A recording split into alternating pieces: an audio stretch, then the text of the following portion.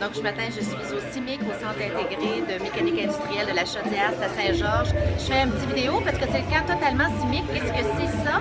C'est un camp de jour pour les jeunes pendant la semaine de relâche. Donc, des étudiants du primaire et du secondaire qui viennent apprendre des métiers très en demande, hein, vous le savez, dans les régions. Alors, je fais une petite vidéo pour eux, pour leur montrer là, toute la belle expérience qu'ils vont vivre aujourd'hui.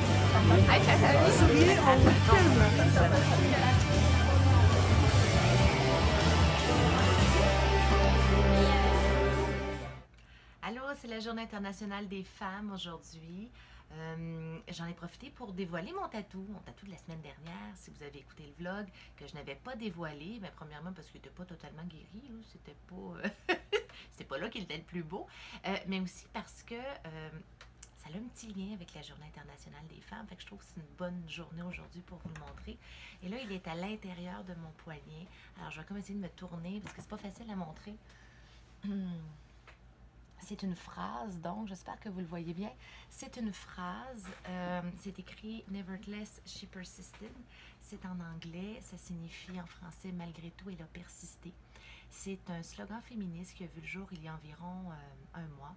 Ça revient à un événement qui s'est produit aux États-Unis, donc une sénatrice qui a voulu parler en chambre, ça s'appelle comme ça exactement, mais qui a voulu parler, elle s'est fait taire.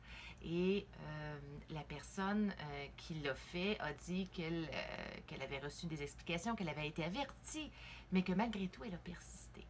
Alors, les femmes ont repris cette phrase-là. Plusieurs se sont fait tatouer, d'autres ont fait des affiches, des posters, des t-shirts, à peu près n'importe quoi. Et moi, ça me parlait beaucoup parce que, premièrement, c'est une phrase de persévérance. Donc, qui ne s'applique pas seulement au mouvement féministe, mais aussi toutes les sphères de ma vie, autant personnelle que professionnelle.